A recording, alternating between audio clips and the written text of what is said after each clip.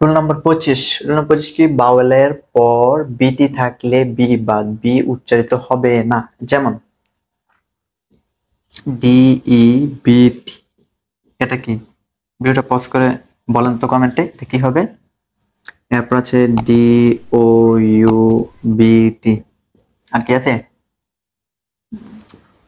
D O U B T fuel, কি হবে?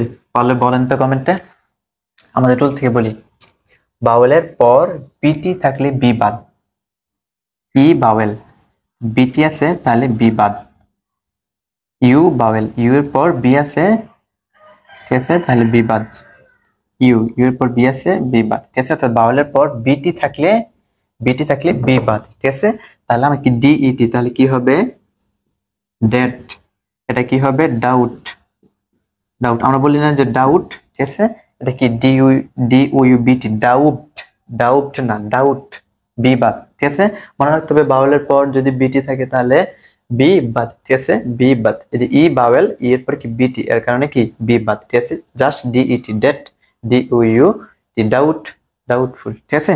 যদি এরকম আর অর্থ জানা থাকে তাহলে অবশ্যই কমেন্টে জানাবেন, ঠিক আছে।